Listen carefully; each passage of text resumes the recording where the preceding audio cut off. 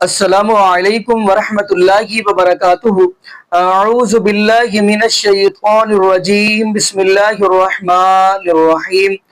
قل ان کنتم تحبون اللہ فاتبعونی یحببکم اللہ ویغفر لکم ذنوبکم واللہ غفور رحیم۔ ناظرین، ویڈیو بڑی پیاری ہے، بڑی اہم ہے، اور یہ مناظرہ ہو رہا ہے، بحث و مباحثہ ہو رہا ہے بریلوی مکتبہ فکر کے مفتی منیر چشتی صاحب حفظہ اللہ تعالیٰ، جو کہ انجینئر محمد مرزا صاحب کی اکیڈمی میں پہنچے ہوئے ہیں، تو فیس ٹو فیس آمنے سامنے سوال و جواب ہوئے ہیں۔ تو ناظرین، یہ ہے مین بات، یعنی کہ اگر بھی کسی بندے کو اختلاف ہے تو بندہ اپنا اختلاف رکھے یا وہاں پہ جا کے اکیڈمی کے اندر جا کے بات کرے۔ تو ناظرین، بڑی ہی اہم ویڈیو ہے، ہم پہلے ویڈیو دیکھتے ہیں، پھر انشاءاللہ ناظرین آگے ہم بھی گفتگو کریں گے۔ آئیے ناظرین مل کے ویڈیو دیکھتے ہیں۔ آپ کو سوال ہے کوئی؟ نہیں، ملاقات کرنی تھی۔ ہوگی نا ملاقات، مل بیٹھے، اور کون سی ملاقات؟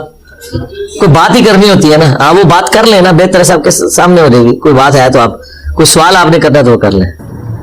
جی، ایک تو یہ کہ مسئلہ یزید کے حوالے سے ہم نے کتاب لکھی ہے، میں نے اچھا، ماشاءاللہ، عرض کیا تھا پہلے بھی، جی جی، اس میں کفایت اللہ سنابلی کا رد کیا ہے اور دیگر دیوبندی مکتبہ فکر کے کچھ علماء کا، اور ہمارے ایک لاہور کے بڑے مشہور ناسبی مولوی صاحب ہیں مفتی فضل چشتی نام کے۔ یار وہ تو ناسبی بھی نہیں ہے، اس کے تو اسلام میں بھی شک ہے، وہ تو اتنی گالیاں نکالتا ہے، اس کی تو کوئی وقت ہی نہیں ہے کہ اس کی کوئی بات بھی کرے۔ ان کو کون جانتا ہے؟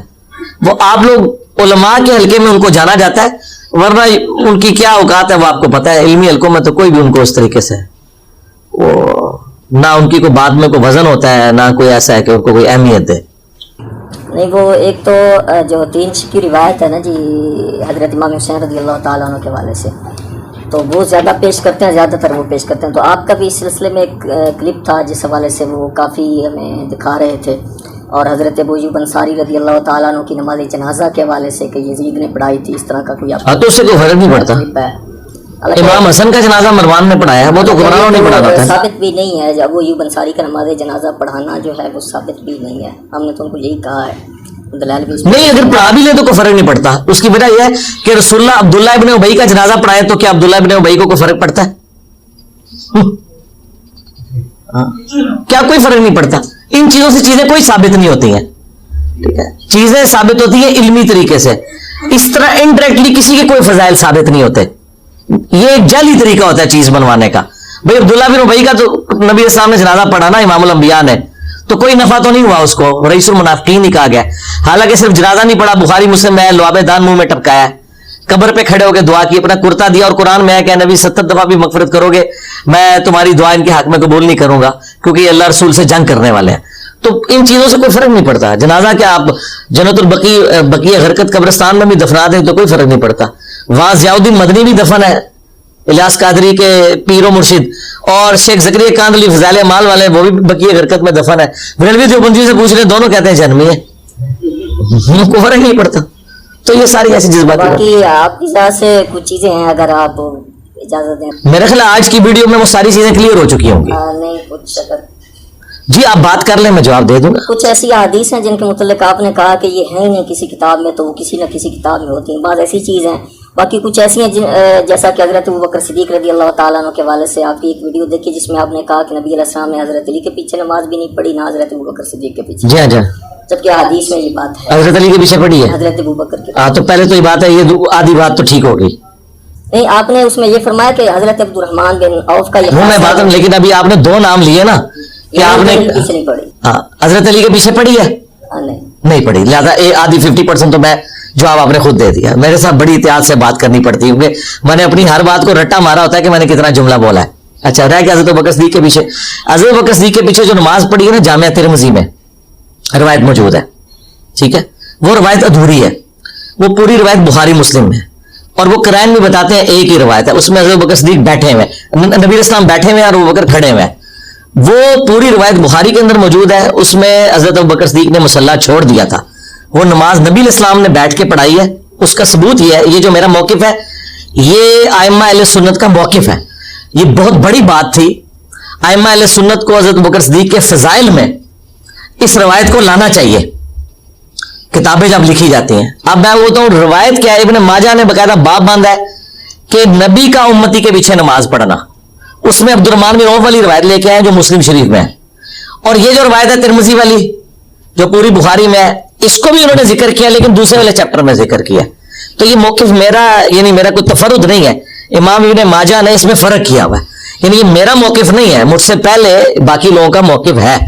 اگر آپ یہ سمجھتے ہیں کہ اگر یہ چیز ہوئی تھی تو حضرت بکر صدیق رضی اللہ تعالیٰ عنہ کی فضیلت کے اعتبار سے اگر امام بخاری امام مسلم نے کہیں سے ذکر کیا ہوا ہے تو وہ کہیں نہیں ہے, وہ اسی اس میں ہے. میرے نزدیک تو یہ بھی فضیلت ہے ان کی کہ وہ نبی اسلام کی جگہ بھی نماز پڑھا رہے تھے, اور نبی اسلام کا پیچھے نماز پڑھنا وہ ایک الگ سے فضیلت ہے, لیکن نبی اسلام کے مصلی پہ کھڑا ہونا یہ خود بھی ایک فضیلت ہے. اور یہی وجہ ہے کہ اس کو حضرت ابوبکر کے فضائل میں ذکر کیا ہے امام بخاری نے اس حوالے سے کہ انہوں نے نبی اسلام کے مصلی پہ پڑھائی ہے. تو اس سے کوئی فرق نہیں پڑتا. دیکھیں مجھ سے جس نے بھی اختلاف رائے کرنا ہے نا وہ ڈاکٹرین کے اوپر کرے.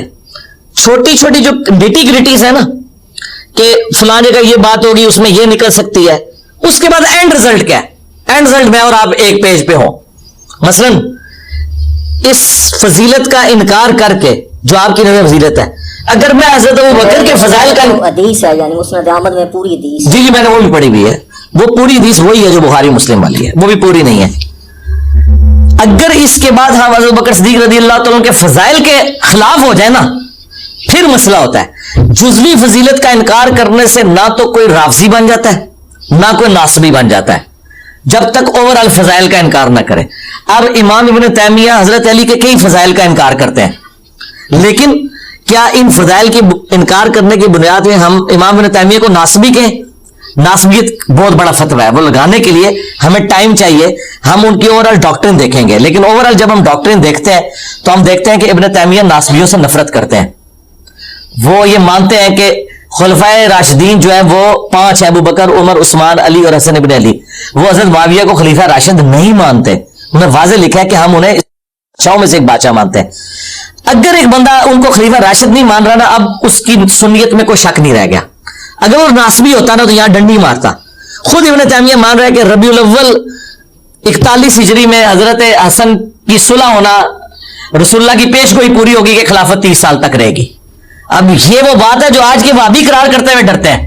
ابن تیمیہ لکھ رہا ہے تو اس کا مطلب ہے کہ اگر وہ اس حدیث کا انکار کر رہا نا کہ اے اللہ اس سے محبت رکھ جو علی سے محبت رکھے, اس سے بغض رکھ جو علی سے بغض رکھے, وہ اس جز کا انکار کرتے ہیں. من کن تو مولا والی حدیث کو ٹھیک مانتے ہیں لیکن اس کے آخری جز کو وہ کہتے ہیں یہ ثابت نہیں ہے. تو میں ناصبیت کا فتویٰ نہیں لگاؤں گا میں, کیونکہ یہاں پہ ان کو غلطی لگی ہے. ہمارے لیے مسلم کی حدیث کافی ہے کہ علی سے محبت نہیں رکھے گا مگر مومن, علی سے بغض نہیں رکھے گا مگر منافق, اس کا تو وہ انکار بھی نہیں کرتے. تو جزیات میں ہو سکتا ہے, اس طرح مجھ سے بھی اختلاف ہو سکتا ہے. اوورآل میری ڈاکٹرن پہ کوئی سوال اٹھائے کہ آپ نے جو یہ ایک ہنگامہ کھڑا کیا ہے اس مسئلے میں, یہ ٹوٹلی فراڈ ہے. مثلا میں نے صوفیاء کے گستاخانہ عبارتوں کے اوپر جو ہنگامہ کھڑا کیا ہے, کوئی آگے مجھے کہے کہ نہیں ٹوٹلی میں یہ کہتا ہوں آپ جتنی گستاخانہ باتیں بتا رہے ہیں کوئی بھی گستاخانہ نہیں ہے, سب عشق رسول کی داستان ہے, لوائی اعظم من لوائی محمد. تو میں تو ممتاز قاضی کو فون کر دوں گا کہ اے جی بیٹھے چشتی صاحب, میں آپ تو کچھ بھی نہیں کرنا. اچھا تو ڈاکٹرین میں اگر کوئی اختلاف ہے وہ ضرور ڈسکس کریں. نیٹی گریٹیز میں ہو سکتا ہے, مجھے خود اپنے آپ سے اختلاف ہے, مجھے اپنے ضمیر سے کئی معاملات پہ اختلاف ہے کہ میں اس شخص کو رضی اللہ عنہ کیوں کہتا ہوں, لیکن میں علمی طور پہ چونکہ قائل ہوں میں اپنے نفس پہ جبر کر کے رضی اللہ عنہ کہہ دیتا ہوں. تو مجھے تو اپنے آپ سے بھی اختلاف ہے, تو میں اپنے اختلاف کے ساتھ ایک جگہ جمع ہوں تو آپ بھی کر سکتے ہیں. اچھا ایک چیز اور ہے جو آپ نے ابھی بھی کہا, یعنی بیان میں پہلے بھی یہ سنا ہے کہ ہر کسی کے پیچھے یعنی نماز پڑھنے کا مسئلہ ہے کہ آپ یعنی ایک طرف سے تو آپ کہتے ہیں کہ فلاں لوگ جو ہیں یہ شرک کرتے ہیں, یعنی فلاں مدد مانگنا شرک ہے, فلاں چیز شرک ہے, فلاں چیز شرک ہے.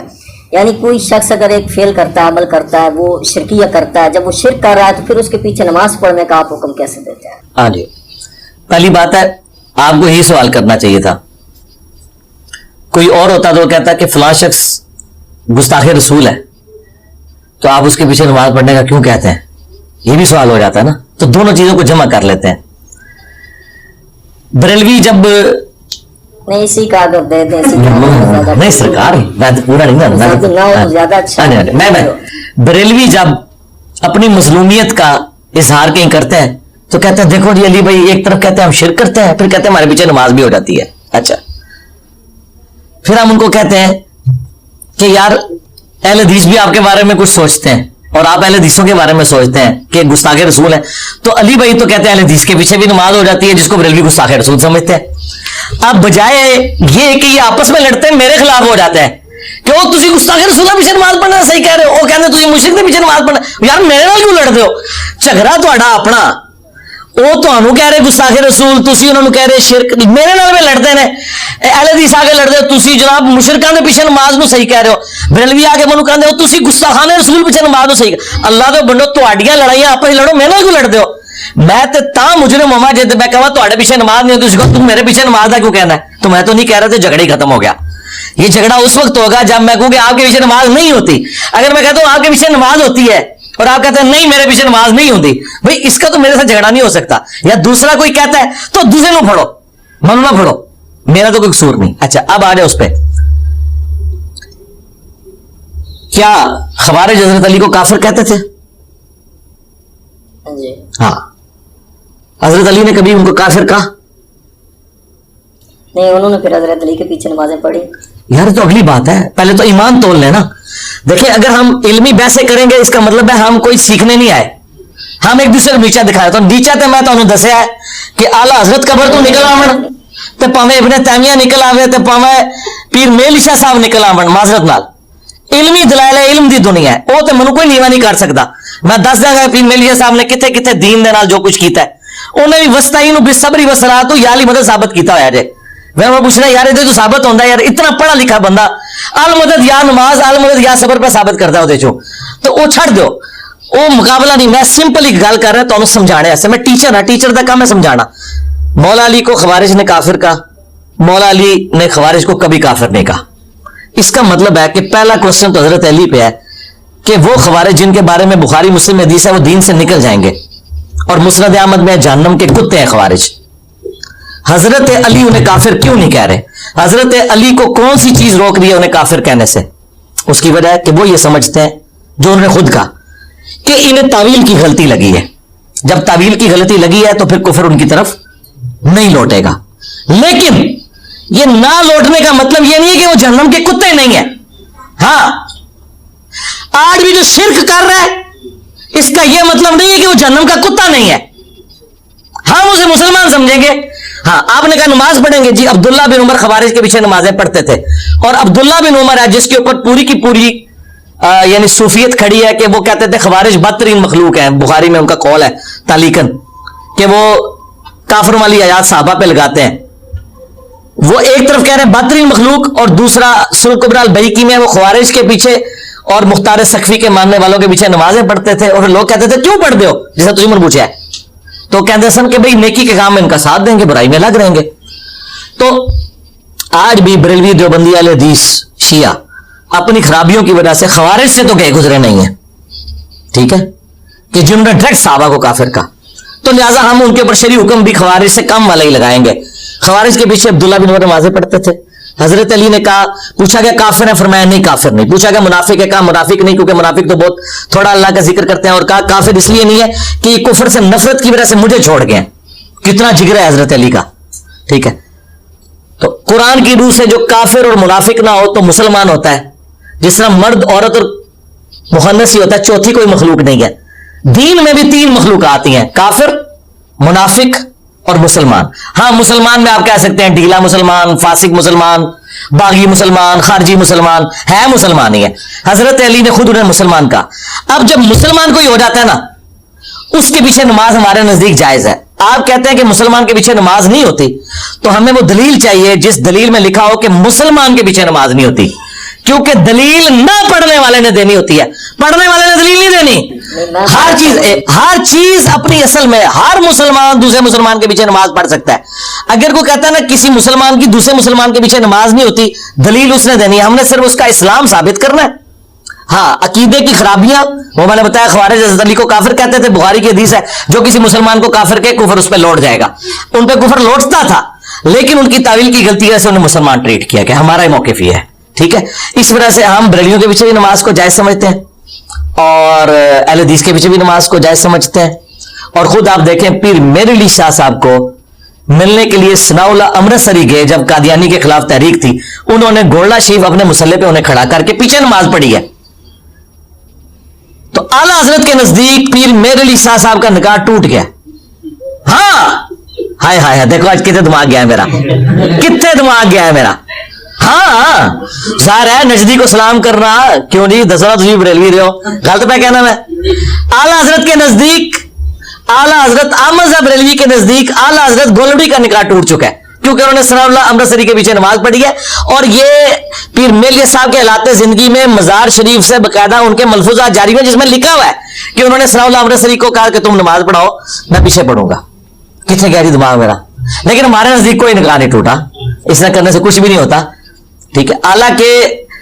आला हजरत गोलड़ी जो थे उन्होंने वाबियों के खिलाफ पूरी कैंपेन चलाई है और मोहम्मद नवाब को उन्होंने शैतान का सींग कहा हुआ है, फिर भी सनाउल्लाह अमृतसरी में मुसल्ले दिखलाया। और देखो इब्ने अब्दीन शामी ने झूठ मारा सी ना ने नजदी, और पूरी हदीसा पीर मेली शाह साहब ने फिट की वाबिया होते, फिर भी पीछे नमाज पढ़ी है। तो बस मैं पीर मेली शाह साहब के नाल हाँ, ठीक हो गया जी। दो तीन बातें मैंने और करनी है, और अगर आप इजाजत है तो या इसका भी जवाब दे दूं। नहीं मैंने जवाब नहीं लेना आपसे, मैंने कुछ जवाब लेना। मैंने पीर मेरे शाह साहब का जो मंसूब है ये हमारे नजदीक ये वाकया साबित नहीं। तो वो जो गोला शीफ से उनके मलफूजात छपे हैं वो जाली हैं, जाली, वो तो किसी के मलफूजात पे भी हो सकता है ना। वो नहीं सरकार गोला शीफ वालों ने जो अपनी जिम्मेदारी से उनके लाते जिंदगी उनके मजार शरीफ से छपे हैं, हो सकती है वो गलत है जी, बिल्कुल गलत गलत है। अच्छा ठीक है, अच्छी बात है, और गोल्ड वाले जानो दे तुसी जानो, ठीक हो गया। बाकी जो आपके जो पेपर हैं, रिसर्च पेपर हैं, उसमें बरेलवियों की बारात, देवबंदियों की बारात हैं, तो शिया की बारात नहीं। यानी आप नाजुल बलागा का तो हवाला देते हैं कि उसमें ये है ये है ये है, लेकिन ज़्यादातर शिया तो मानते ही नहीं है नाजुल बलागा को, वो कहते इसकी संधि नहीं, और उसकी संधि है भी नहीं।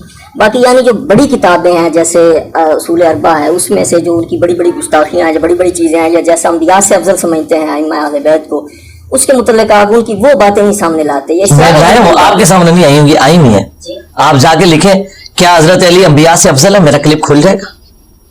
बाकी भी बार है, जिस तरह आप बरेलवियों के बारे में कहते हैं, तो वलियों के बारे में कहते हैं, इस तरह उनकी बारात भी नहीं लिखी है आपने, उस तरह नहीं लेके आए। चले ये तो आपका सवाल है, इसका जवाब मैं दे देता हूं। उसकी वजह है सबसे पहले मेरा ये प्लेटफॉर्म सुन्नी प्लेटफॉर्म है। सबसे पहले जब सुन्नी प्लेटफॉर्म है तो किताबें भी यहाँ सुन्नियों की रखी हुई हैं। दुनिया में 85% मुसलमान सुन्नी है, तो मेरे लेक्चर भी 85% सुन्नियों पे ही होंगे। ये हो नहीं सकता कि जो सुन्नी है वो अपनी जान छुड़ाए ये कह के कि आप उनके पीछे हो। उनके पीछे तो आप सारे लगे हुए हैं। देखें आपने देखा है जितनी भी तहरीकें सुन्नियों में उठी है ना, दिफाए साहबा उठी है, आज तक दिफाए अली तहरीक कोई उठी है? क्यों? क्या नासबियों के खिलाफ लड़ना शिया का काम था, सुन्नियों का नहीं था? सिपाही साहबा लड़ती है हमेशा अबू बकर, उमर और उस्मान के हक में। साहबे कराम के हक में, अहले बैत के हक में क्यों नहीं लड़ते? इसलिए लड़ते, वो कहते हैं नासबियों को रोकना हमारा काम नहीं, शिया रोकेंगे। लड़ते हैं नेचुरल, ये आपको पता है, मुझसे ना बात करें, अगर कोई है तहरीक तो मुझे बता दे जिस तहरीक को पजीराई मिली हो, ठीक है। तो बात यह कि वो क्यों कर रहे होते हैं, वो इसलिए कर रहे होते हैं कि उन्होंने उसको ऑन लिया हुआ है। अब मैंने चूंकि एक अहले सुन्नत का प्लेटफॉर्म है, रह गया मेरा यह दावा है कि शिया के जितने अकायद से मुझे इख्तलाफ है, मैं बहुत बड़ी बात करने लगूं, उन तमाम अकायद पे सिर्फ मेरी वीडियोज हैं जो मैंने रद्द पे की हुई हैं। अभी यूट्यूब खोल लें, मुझे जरा किसी सुन्नी आलिम की कोई वीडियो दिखाए अकीदा इमामत के रद्द के ऊपर, और वो मुझे दिखाना है जरा वो कितने बंदों ने देखी और कितने मुसलमानों तक वो बात पहुंची है। मैं दिखाऊंगा मिलियंस में व्यूज है।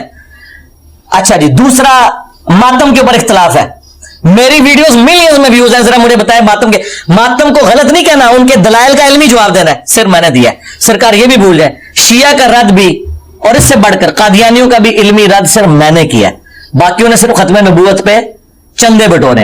ये जो पीर मेरे शाह साहब या उसकी अपनी खतो किताबत है, उसको आज का नौजवान क्या समझता है या उसमें से क्या किसी की इस्लाह हो रही है? इस्लाह यह है कि इस वक्त जो खत्म नबूवत तहरीक है कोई भी चला रहा है, वो कादियानियों के ऊपर जो इल्मी रद्द कर रहे हैं, जरा मुझे कोई एक बंदा बताए कि इसने कादियानियों के ऊपर ये 30 लेक्चर रिकॉर्ड कराए, ये 10 लेक्चर है, उनकी एक एक बात का इल्मी जवाब दिया। मेरे अलावा अगर कोई बंदा है तो मुझे पेश करते हैं। खादिम रिजवी का एक लेक्चर मुझे दिखाएं, साद रिजवी का एक लेक्चर दिखाए जिसमें उसने गुलाम अल कादियानी दज्जाल के दज्जाली अकीदों का रद्द किया हो, एक लेक्चर। तो खत्म नबूवत में मैं कह रहा हूं मेरे जैसा कोई है ही नहीं, इसलिए नहीं मैं चंदे बटोर रहा हूं, इसलिए कि आपको बताना पड़ता है कि जिन बुजुर्गों के ऊपर आप लोग लाइक कर रहे हैं वो कहानियां कराने रहे, किसी ने कोई खिदमत नहीं दीन दी की थी। ऐ तो मनु दस दो ना, मनु दसो केड़ा केड़ा बरेलवी आलम है, केड़ा केड़ा देवबंदी है जिन्हें कादियानी दा इल्मी रद्द किया है। इंजीनियर वेगा वीडियो तो दो जी, यूट्यूब ऑन करके कटो। मैं शिया के सारे कायद पे जितनी आप ये बातें कर रहे हैं इसमें भी मेरी वीडियोस रिकॉर्ड है। اور ایون جب حضرت معاویہ کو انہوں نے لعنت کی تھی تو میری اس پہ بھی 2 گھنٹے کی ویڈیو آئی تھی. جب حضرت ابوبکر صدیق رضی اللہ تعالیٰ کی گستاخی کی تھی اس پہ میری 2 گھنٹے کی ویڈیو آئی تھی. وہ ویڈیوز کی ذرا ویورشپ دیکھیں, اور لاکھوں میں لوگوں نے ویڈیوز دیکھی ہیں. میں نے ہر بات پہ بولا ہوں. ہاں اب یہ بات کہ گستاخانہ عبارتوں کے اوپر جس طرح میں ان کو کرتا ہوں اس کی وجہ یہ ہے میرے بھائی, جب ہر بریلویوں کا مولوی اٹھ کے میرے خلاف کلپ بنائے گا, ذرا مجھے ذرا بتائیں کہ شیعہ کے کتنے علماء نے میرے خلاف کلپ بنائے ہیں کہ اے گستاخ رسول ہے. جدو تہاڈا ہر مولوی اٹھ کے منو کہے گا گستاخ گستاخ, تے میرے کلپ بھی اسی حساب نال آون گے. اے ہن دیکھو انہوں نے کمپین چلائی, FIR کٹوائی, تو میں نے دوبارہ سے حضرت معاویہ کا ذکر, حالانکہ ہم نے لائیو سیشنز میں بین کیا ہوا ہے, کوئی ہم جواب نہیں دیتے. ہم تو یار بنو امیہ کو مار چکے ہیں, اب تو ہم اس قابل نہیں سمجھتے کہ ان مرے ہوئی لاشوں کو ڈسکس کریں. میں نے اتنی ویڈیوز ریکارڈ, میں نہیں ڈسکس کرتا. لیکن آج کل کو کوئی پھر ایک کمپین اٹھائیں کہ یہ معاویہ کا گستاخ ہے, میں اگلی اتوار پھر ٹھوک دے مگا. سیدھی سی گل ہے. اور ہم نہیں بولیں گے, میں نہیں بولاں گا. کدھر بلال بتاؤ کتنے لائیو سیشن میں سوال آتے ہیں, 1 سال ہو گیا ایک جواب بھی نہیں دیا. تو بریلویوں کا مسئلہ یہ ہے کہ ان کا ہر مولوی اٹھ کے مجھے گستاخ کہتا ہے, تو پھر میں اس کو جواب دیتا ہوں. اب شیعہ بھی جہاں پہ کوئی اس طریقے سے ہنگامہ کھڑا کریں گے تو وہ باتیں ریپیٹ کروں گا, لیکن ویڈیوز ریکارڈ ہے. اور سب سے بڑی بات کہ صرف میری ہیں. جن کی آپ بات کر رہے ہیں انہوں نے تو کچھ بھی نہیں سنیت کے لیے کیا, نہ انہوں نے ناصبیت کے لیے کچھ کیا. اور جو کرتے بھی ہیں ان کا اشر یہ ہوتا ہے کہ داتا دربار جب تقریر کرتے ہیں تو لوگ جوتے مارتے ہیں ان کو, یہ ان کی اوقات ہے. یہ اب بریلویت کا حال ہو گیا ہے کہ مفتی حنیف قریشی جب داتا دربار تقریر کرنے لگتا ہے تو اسے لوگ جوتیاں مارتے ہیں کہ تو رافضی ہے. ٹھیک ہے, اس کا مطلب یہ ہے کہ حنیف قریشی بنو امیہ کے خلاف نہیں بول سکتا, وہ اہل بیت کا دفاع نہیں کر سکتا. تو سرکار یہ سارے ٹھیکے میرے پاس ہیں. ٹھیک ہوگا جی, اگلا بندہ کون ہے جی؟ جی بچا کرو. السلام علیکم ورحمۃ اللہ وبرکاتہ. وعلیکم السلام ورحمۃ اللہ. او یار ایڈا پرچہ نہ کھول یار, 1-2 سوال کر گل ختم. کتنی پہلے تو آپ مجھے بتاؤ آپ کی تعلیم کیا ہے, کیا کرنا چاہ رہے ہو آپ؟ جی بھائی میں گریڈ 10 میں پڑھتا ہوں. اچھا, اس کے بعد میں دینی مطالعہ بھی کرتا ہوں. مطالعہ کسی مدرسے میں پڑھ رہے ہیں؟ نہیں میں خود ہی. اچھا, تو اس طرح کا سوال ہے تو وہ کر لیں, باقی سوال تو آپ قیامت تک لکھتے رہیں گے, وہ ختم ہی نہیں ہوں گے. تو کوئی نہیں ہے, اس طرح کا کوئی سوال نہیں ہے. اب جو باقی سوال ہے نا بچہ اپنی تعلیم کے اوپر توجہ دے, وہی فائدہ مند چیز ہے. یہ جو باریکیاں نا ان کو کرنے کی ضرورت نہیں ہے. قرآن کی تفسیر پڑھیں, قرآن کا ترجمہ پڑھیں, اپنے عقائد کی اصلاح کریں. سب سے پہلے مجھے تو یہ بتائیں, آپ فجر کی نماز مسجد میں جماعت سے پڑھ رہے ہیں؟ بس اس کے اوپر توجہ دیں.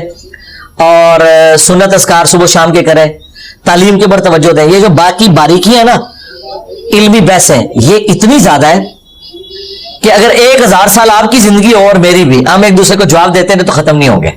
اس لیے کیا قرآن میں ہر بات کا جواب دے دیا گیا؟ نہیں, قرآن میں ڈاکٹرن کلیئر کی ہے. تو ڈاکٹرن والا اگر کوئی سوال ہے نا, اگلی بار پھر آ جانا, کوئی مسئلہ نہیں. آپ تفکر کریں کہ یہ ڈاکٹرن ہے کہ یہ بات کرنے سے آپ کا یہ پورا مقدمہ دھڑام سے گر جاتا ہے. یہ بیچ میں ایک ایسی آپ نے دلیل دی ہے, تو میں آپ کو کیا کہوں گا کہ میں نے اس بات کے اوپر 50 دلیلیں دی تھی, یہ چھوڑ دو, 49 لے لو. لیکن یہ نہیں ہو سکتا کہ ایک دلیل اگر آپ کے نزدیک کمزور ہے تو میری ڈاکٹرن ختم ہو گئی. نہیں, میں تو کئی باتیں ایسی کرتا ہوں جو مخالفین کے اصول اور مبادی پہ صحیح ہوتی ہے, میرے نزدیک وہ صحیح نہیں ہوتی, لیکن میں انہیں کوٹ اس لیے کرتا ہوں کہ تمہارے نزدیک وہ صحیح ہے, لہذا تم پہ حجت ہے. کئی ایسی حدیثیں ہوتی ہیں جو میرے نزدیک ضعیف ہوتی ہیں, لیکن میرے مخالفین اس اصول کو صحیح مانتے ہیں, تو میں انہیں کہتا ہوں کہ تمہارے نزدیک یہ حدیث صحیح ہے, لہذا میں تمہیں دلیل کے طور پر پیش کروں گا. میرے لیے نہیں ہے. پھر میں کیوں قیدہ بنایا ہوں؟ میں اس کے بغیر بھی قیدہ بنایا ہوا ہوں, لیکن تمہیں قابو کرنے کے لیے مجھے تمہارے اصول کی ضرورت ہے. کیوں؟ تم میری صحیح ماننے کے لیے تیار نہیں ہو, تو جو تمہاری جعلی جنہیں تم صحیح مانتے ہو تو میں تمہیں تو پیش کروں گا نا. جس کی میں نے 5B میں مثال دی تھی کہ یہ جو حدیث ہے ترمذی کی کہ عبید اللہ ابن زیاد کی جب لاش رکھی گئی تو ایک سانپ اس کے نتنوں میں داخل ہوا, 3 دفعہ وہ اس کے منہ سے پھر نکلا. اب اس روایت کو امام ترمذی نے کہا صحیح ہے, شیخ البانی نے کہا صحیح ہے, ہمارے نزدیک اس میں آمش کی تدلیس ہے. لیکن میں نے کربلا والے ریسرچ پیپر میں اسے ڈالا ہے. کیوں؟ کہ آمش کی تدلیس سے صرف نظر کرتے ہیں امام زاہبی, امام البانی, امام ترمذی, اتنے بڑے بڑے ائمہ, اور خود سارے وہابی ناسبی. تو میں انہیں تو پیش کروں گا, دیکھو تمہارے ابے کا کیا اشر ہوا ہے. اچھا, اگر وہ مجھے لا کے کہیں گے تمہارے نزدیک تو آمش کی تدلیس والی روایت ضعیف ہے, میں ٹھیک ہے, تو یہ میرے لیے ہے بھی نہیں ہے. تمہارے ابے کے نظروں سے سانپ گزرا ہے, میرے ابے کے نظروں سے تو نہیں گزرا. اچھا, میں ڈال رہا کیوں؟ تمہارے لیے. میں اسے صحیح سمجھ رہا ہوں بھائی, میں نہیں سمجھ رہا, لیکن محدثین اسے صحیح بھی سمجھتے ہیں. اس لیے میرا دعویٰ ہے کہ میرے کربلا والے ریسرچ پیپر میں کوئی ایک حدیث بھی ایسی نہیں ہے جس کو محدثین کیٹیگوریکلی ضعیف کہتے ہو. ہاں یہ ہو سکتا ہے کہ اختلاف رائے ہو اور اس کے پیچھے ریزن ہے, اور یہ وہ باتیں جو میں آلریڈی ویڈیوز میں ریکارڈ کروا چکا ہوں. چلیں چونکہ اب آپ آ ہی گئے ہیں تو آپ چھوٹی چھوٹی باتیں دو چار پوچھ لیں تبرکن, دل رہ جائے نا یار, ہماری بات ہے. علی بھائی میرا سوال یہ ہے کہ جو یہ صحیح سنت کے ساتھ جو موجود ہے کہ عبداللہ بن عمر فرماتے ہیں کہ اس قرآن میں سے بہت سا کچھ ضائع ہو چکا ہے, اس قول کی کیا ہے؟ کدھر موجود ہے؟ ایک کتاب فضائل صحابہ ہے, شروع کے دور میں کسی عالم نے لکھی ہے, اس نے اپنی صحیح سنت ردی کی ٹوکری میں پھینکے اس بات کو. چلے آگے. ایسی سے مسلم میں روایت ہے کہ حضرت عمر فاروق کے پاس ایک شخص آتا ہے اور کہتا ہے مجھے غسل فرض ہو گیا, تو وہ کہتے ہیں تم نماز نہ پڑھو. جی جی یہ حدیث مسلم کے اندر موجود ہے, اور 2 دفعہ لائیو سیشن میں کہہ چکا ہوں کہ حضرت عمر نے غلط کیا ہے. ہم عمار بن یاسر کے ساتھ ہیں, حضرت عمر کی یہ غلطی ہے. انسان تھے نا, کیوں نہیں یار, اس سے بڑی غلطی ہے انہوں نے اجت متوں میں بندی لگائی ہے, میری ویڈیوز ریکارڈ ہے. اس سے کیا ہو گیا یار, کسی بڑے بندے سے غلطی ہونے کا مطلب یہ کیسے ہو گیا کہ اس کا مرتبہ ختم ہو گیا؟ ٹھیک ہے, حضرت یونس علیہ السلام سے جب غلطی ہوئی ہے تو ان کا مرتبہ تو نہیں ختم ہوا, الٹا ان کی 1.5 لاکھ کی جو امت تھی اس سے عذاب ٹل گیا. ٹھیک ہے, تو کوئی فرق نہیں پڑتا. یہ جو روایت ہے کہ ابن عمر خوارج اور مختار سقفی کے ماننے والے پیچھے نماز پڑھتے ہیں, ہاں جی اس روایت میں یہ جو یونس بن عبید مدلس ہے اور اس کا نافذ سما ثابت نہیں ہے. جی ثابت ہے. ہمارے جو شیخ تھے زبیر علی زئی صاحب, وہ تدریس کے مسئلے میں بہت کرٹک تھے. انہوں نے اپنے مقالات کے اندر اس کی سند کے اوپر صحت کا حکم لگایا ہوا ہے. ہم ان کی صحت کے اوپر اعتبار کرتے ہیں. اور اگلی بات, اگر ڈاکٹرن کی بات کرتے ہیں تو یہ جو پارٹی ہمیں یہ پیش کر رہی ہے, ان پارٹی کے نزدیک تو حضرت عثمان کے جو قاتلین تھے وہ یہودی تھے. تو بخاری میں 695 نمبر ہے کہ حضرت عثمان نے کہا ان کے پیچھے نمازیں پڑھو. تو ان کے نزدیک تو حضرت عثمان تو یہودیوں کے پیچھے نماز پڑھنے کے قائل ہے, تو خارجیوں کے پیچھے بھی نماز ہو جاتی ہے اگر بلغائیوں کے پیچھے ہو جاتی ہے. ڈاکٹرن میری اپنی جگہ قائم ہے, سمجھ آئی؟ تو یہ رائے چھوڑ دیں, بخاری کی لے لیں. ہاں اب بچہ آپ کو سمجھ آ گیا. اب آپ نے ہمارے بلال بھائی کو تانگ نہیں کرتا. کدھر گئے بلال بھائی؟ اچھا اچھا ٹھیک. ہر سٹریم میں پہنچے ہوتے ہیں سے سوال ہے کہ میں پھر کیا بلا ہوئے تھے. مسلم میں روایت ہے جو قبیلہ ثقیف میں کذاب ہوگا, تو مسلم مہدی میں وضاحت موجود ہے کہ یہ کذاب ہے, یہ مختار ثقفی ہے. دیکھیں مسلم شریف میں جو ہے نا وہ صرف دجال کا ذکر ہے کہ انہوں نے اس کو کہا کذاب کا ذکر, جو حجاج ابن یوسف کو, اور دوسرا جو ہے وہ معذور ہے, انہوں نے کہا ہم کذاب تو دیکھ چکے اور ظالم تو ہے حجاج ابن یوسف. مسلم شریف میں تو ذکر نہیں ہے کہ یہ ابو عبیدہ ثقفی ہے. اچھا, امام ترمذی نے کہا کہ کہا جاتا ہے کہ وہ ہے. ٹھیک ہے, اہل سنت اہل تشیع میں 2 رائے ایگزسٹ کرتی ہیں. ہمارے پاس کوئی مضبوط بات ایسی کوئی موجود نہیں ہے اسپیسیفکلی کہ ہم اس کی بنیاد کے اوپر مختار ثقفی کے اوپر اسے فٹ کریں. مسلم حدیث میں حدیث ہے نا, مسلم مہدی میں کیا کہ وہ جو کذاب ہے وہ مختار ثقفی ہے. نہیں, حدیث تو ہو ہی نہیں سکتی, کیونکہ وجہ ہے کہ نبی الاسلام نے تو نام ہی نہیں لیا جہاز کا بھی, تو مختار کا نام کیسے لے لیا آپ نے؟ حدیث نہیں ہوگی, قول ہوگا کسی کا. اور یہ جو مسند احمد اور ابن ماجہ سے پیش کرتے ہیں نا روایتیں, ان روایتوں میں کلام ہے اس حوالے سے کہ وہ ویسے نہیں جیسے یہ سمجھ رہے ہیں کہ اس نے دعوی نبوت کر دیا ہو. مجھے بتایا اگر دعوی نبوت کیا ہوتا تو مختار ثقفی کے جو ماننے والے لوگ ہیں ان کے پیچھے عبداللہ بن عمر نمازیں پڑھتے ہیں, نمبر 1. نمبر 2, ان کو باقاعدہ وہ زکوٰۃ اور بیت المال میں ساری چیزیں جمع کروائی جاتی تھی. اگر اس کے باوجود اگر کوئی کہنا چاہتا تو کہہ لے, اس سے میرے مقدمے میں کیا فرق پڑتا ہے؟ میں تو اس کی کام کی تعریف کرتا ہوں, اس نے قاتلین حسین سے بدلہ لیا. ٹھیک ہے نا, تو اللہ تعالیٰ تو فاسق سے بھی دین کا کام لے سکتا ہے. چلو تم لوگ فاسق کہہ لو, ٹھیک ہے, لیکن اس کے پیچھے قاتلین حسین کو تو نا رضی اللہ عنہ کو, ان سے تو ہماری دشمنی اپنی جگہ. اگر کوئی محدث کی صحابی پر جرح کرتا ہے اور کہتا ہے یہ راوی ضعیف ہے اور جرح کی وجہ بیان نہیں کرتا, جرح مبہم ہے, تو وہ کیا حجت نہیں ہوگی؟ نہیں, کوئی حجت نہیں ہوگی. اس کی وجہ یہ ہے کہ اسے دلیل دینی پڑے گی. اور بعض اوقات کوئی اگر ایکسپرٹ کہہ رہا ہوتا ہے نا تو اس کے پاس دلیل ہوتی ہے. یہ ضروری نہیں کہ اس نے آپ سے دلیل ذکر کرنی ہے. وہ پھر جو ایکسپرٹس ہوتے ہیں نا وہ کتابوں سے دیکھتے ہیں کہ اس نے کس دلیل کی بنیاد پہ کہا. وہ کئی انہوں نے لکھی بھی ہوتی ہیں. صرف جرح کے بعد بھی آپ ڈیسائیڈ نہیں کر سکتے جب تک آپ اس سے پوچھ کے وہ دلیل نہ کر لیں. اور ضروری بھی نہیں ہوتا کسی کی جرح آپ مان بھی لیں. مثلا امام مالک نے کہا کہ محمد بن اسحاق جو ہے دجال ہے. ہم محمد بن اسحاق کو اپنا امام مانتے ہیں. امام مالک کی بات کو ردی کی ٹوکری میں پھینکتے ہیں کیونکہ 50 محدثین نے اس کی توثیق کی ہے. امام مالک جو ہے وہ یعنی ان کو غلطی لگ گئی ہے. ٹھیک ہے, اب اتنا بڑا امام ہے وہ دجال ایک راوی کو کہہ رہا ہے اور محدث اس سے حدیثیں لے رہے ہیں. تو اگر امام مالک کو غلطی لگ سکتی ہے کہ جسے وہ دجال کہہ رہے ہیں ہمارا وہ امام ہے, تو باقی تو شاہی کوئی نہیں. ضعیف شریف تو چھوٹی چیز رہ گئی. ٹھیک ہے, اگر کوئی راوی کوئی محدث کسی راوی کو مدلس کہتا ہے اور اس محدث کی اس راوی سے ملاقات نہیں ہے, تو اس راوی پہ تدلیس کا الزام مانا جائے گا یا نہیں مانا جائے گا؟ نہیں, تدریس اس نے کسی بنیاد اس ملاقات ہونا تو ضروری نہیں. میری ملاقات ہے کہ آمش سے, میں اگر اسے مدلس کہہ رہا ہوں کسی بنیاد پہ کہہ رہا ہوں نا, تو وہ تفصیل ہوتی ہے کہ وہ کیوں کہہ رہا ہے. اگر تفصیل نہ ہو پھر نہیں مانی جاتی بات. یہ شریک القاضی ہے, اس کو پہلی بار شریک تو بڑے کمزور سے دھاگے سے بنا ہوا ہے بھائی, اس کے اوپر تو بڑے الزامات ہیں. ہم تو پھر بھی اسے سکہ صدوق مان رہے ہیں. اہل سنت میں کئی لوگ تو اس راوی کو صحیح ماننے کے لیے تیار نہیں ہے, وہ تو بیچارہ کمزور دھاگے سے بنا ہوا ہے. میں تو صرف مدلس کہہ رہا ہوں نا. اہل سنت میں کتنے لوگ ہیں جو اس کو راوی کو ایک مجروح راوی کے طور پہ مانتے ہیں, ہم تو پھر بھی اسے اہل سنت مانتے ہیں. تو وہ کوئی ایسا متبرک بندہ نہیں ہے جس کا آپ نے دفاع کرنا ہے. ٹھیک ہے, میں تو مدلس کہہ رہا صرف. میں یہ کہہ رہا ہوں کہ شریک پہ حافظے کی جگہ اس کا حافظہ بھی ٹھیک نہیں جڑا ہوئی ہے, اس کو جو مدلس بھی کہہ رہے ہیں. جن لوگوں نے پھر الزام لگایا نا, کسی کی بھی اس سے ملاقات نہیں ہے. پہلی بار مدلس کو امام الحزم نے پہلی بار سے مدلس کہا ہے, وہ 300-400 سال بعد اس کے آئے ہیں, تو پھر اس پہ تدلیس کا الزام کس طرح مانا جا سکتا ہے؟ چلو اس کے اوپر کوئی تحقیق کی جا سکتی ہے. بہرحال باری تحقیق میں شریک القاضی مدلس ہے. آپ ابن حجر کہتے ہیں یہ تدلیس سے بڑی ہے. چلو کسی کے ایک کے کہنے سے کوئی بری نہیں ہو جاتا. آپ نے ابن حجر کی یہ طبقاتی تقسیم ہے مدلسین کی بنائی ہے. نہیں, ہم نہیں مانتے. نہیں مانتے. ان کی اپنی ہے نا. اچھا, یہ جو فضائل میں جب ضعیف حدیث کی قبولیت کی بات آتی ہے تو امام مسلم کا قول پیش کرتی ہیں. جو امام مسلم کا قول ہے وہ ایک طرف ہے, امام نووی, امام زابی, باقی مدرسین کا قول ایک طرف ہے. تو جمہور مدرسین کو ہم دیکھیں گے امام مسلم پہلی تو بات ہے زابی یا نووی کیا شائع مسلم کے مقابلے پہ, نمبر 1. نمبر 2, مسلم نے جو موقف اڈاپٹ کیا اس کی برکات تو ہمیں نظر آ رہی ہے کہ ان ساری ضعیف روایتوں سے انہوں نے عقیدے بنا لی ہیں. اگر امام مسلم وہی موقف اڈاپٹ کرتے تو پھر انہوں نے کتنا گند ڈالنا تھا. امام مسلم والے موقف کی وجہ سے امت بچتی ہے, کیونکہ انہوں نے ضعیف روایتوں پہ عقیدے جوڑ لیے ہیں. دیکھیں, انگوٹھے چومنے کے اوپر جھوٹی روایت ہے, اس کے اوپر انہوں نے عقیدہ بنا لیا کہ شفاعت ہوگی. اس سے بڑھ کے جو نہیں چومتا اسے گستاخ رسول کہتے ہیں بریلوی. کہتے ہیں دیکھو حضور صلی اللہ علیہ وسلم کا نام آیا, ایک بندہ یوں کر رہا ہے وہ محبت کا اظہار کر رہا ہے, یا ایک بندہ ایسے بیٹھا ہوا ہے وہ کہتے ہیں باقی جو ایسے کر رہا ہے. تو انہوں نے عقیدے بنائے ہیں. لہٰذا امام مسلم کی بات ہزار محدثین پہ بھاری ہے کہ ان جعلی روایتوں نے, ضعیف روایتوں نے امت کے عقیدے خراب کیے ہیں. ہم نہیں مانتے. ہمیں کون سی بات مجبور کرتی ہے؟ اگر محدثین اس بات پر اجماع کر لیں کہ فضائل میں ضعیف حدیث قبول ہے, فضائل میں رہ نہیں رہ رہی, اس کی وجہ یہ فضائل میں نہیں رہ رہے, عقیدہ بنایا ہوا ہے. نہیں, میں ویسے بات کر رہا ہوں. اگر کوئی لینا چاہتا ہے ضرور لے, بریلوی فضائل تک لے. یہ اناؤنسمنٹ کریں کہ جو انگوٹھے نہیں چومتا وہ ہم سے بڑا عاشق رسول ہے کیونکہ وہ درود شریف پڑھ رہا ہے. تو میں کہوں گا کہ میں روایت کو ماننے کے لیے تیار ہوں. یہ کہتے ہیں وہ گستاخ رسول ہے, اتنے ظالم ہے.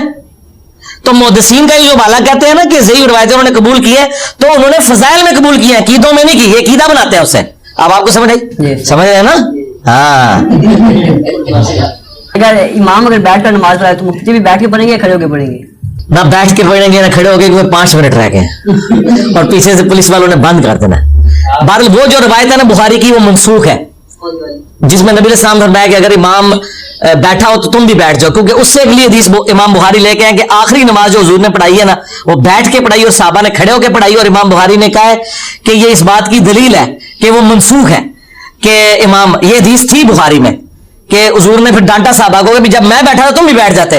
لیکن اس سے اگلی حدیث میں کہ اس کے بعد آپ نے ایک نماز پڑھی, آپ بیٹھے پیچھے کھڑے ہوئے, وہ اس کی ناسخ حدیث ہے. آج کی ڈیٹ میں اگر کوئی امام کمزوری کی وجہ سے بیٹھ کے نماز پڑھاتا ہے یا بیمار ہونے کی وجہ سے, تو مقتدی نہیں بیٹھیں گے, ورنہ ان کی نماز نہیں ہوگی.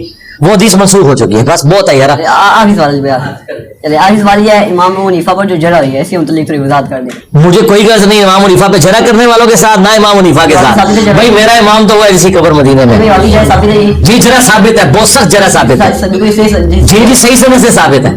ہاں, اور جو یہ ان کی فضیلت بھی بتا رہے ہیں نا کہ امام مالک کہتے تھے کہ ابو حنیفہ جو ہے وہ اگر اس ستون کو کہہ دے سونے کا تو ثابت کر دے گا, تو یہ کہتے ہیں ان کی تعریف کی ہے. تعریف نہیں کی ہے انہوں نے, اصل میں یہ کہا کہ بھائی یہ اتنا ہے کہ یہ میں اب کہنا نہیں چاہتا کہ جھوٹ کو بھی سچ ثابت کر دے گا. یہ تعریف نہیں کی. ٹھیک ہے جی ناظرین, آپ نے یہ ویڈیو ملاحظہ فرمائی. تو ناظرین کتنی ہی کمال کی گفتگو ہوئی ہے, بندہ سوال جواب کرے. اگر بندہ وہاں پہ نہیں کر سکتا تو بندہ ویڈیو کے ذریعے اپنا سوال رکھے. تو کیا ناظرین, جو مین باتیں ہیں وہ ہماری یہ ہیں, میں اکثر یہ بات کرتا چلا آ رہا ہوں کہ جو بندہ عقیدہ توحید پہ پکا ہے نا, وہ بندہ سمجھ لے اس بندے نے دنیا بھی بنا لی اور آخرت بھی بنا لی. اب ہم اگلی بات کرتے چلیں کہ ناظرین جو ہمارے لیے حجت شریعت ہے، دلیل ہے، وہ ہے رب العالمین کا قرآن اور محبوب علیہ الصلوۃ والسلام کا فرمان۔ اور ناظرین، جب کہ آپ کو اس بات کا بھی علم ہے، انجینئر محمد مرزا صاحب نے ہمیشہ عوام الناس کے سامنے رب العالمین کا قرآن رکھا ہے اور محبوب علیہ الصلوۃ والسلام کا فرمان رکھا ہے۔ ہاں، اختلاف تو ہر بندے کو ہوتا ہے، چھوٹا موٹا اختلاف ہر بندے کو ہوتا ہے، تو وہ تو ناظرین میں کئی مرتبہ کہہ چکا ہوں کہ مجھے بھی اختلاف ہے، تو بلکہ یہاں پہ میں یہ بھی بات کرتا چلوں کہ ایسے کام کریں جو آپ کو پتہ ہے چند دن قبل ہوئے ہیں کی اکیڈمی میں، ایسے کام کرنے کی بجائے آپ ان کے سامنے جو آپ کا گلہ شکوہ وہ آپ بیان کریں۔ اب ہم اگلی بات کرتے ہیں شریعت جو ہے، کیونکہ رب العالمین کا قرآن کہہ رہا ہے قل ان کنتم تحبون اللہ فاتبعونی یحببکم اللہ۔ اللہ رب العالمین فرماتے ہیں میرے محبوب علیہ الصلوۃ والسلام بھی آپ فرما دیجئے ان کنتم، فرمایا قل ان کنتم تحبون اللہ، اگر آپ چاہتے ہیں کہ اللہ آپ کے ساتھ محبت کرے پھر شرط کیا ہے؟ فاتبعونی، پھر اتباع کرنی پڑے گی محبوب علیہ الصلوۃ والسلام کی۔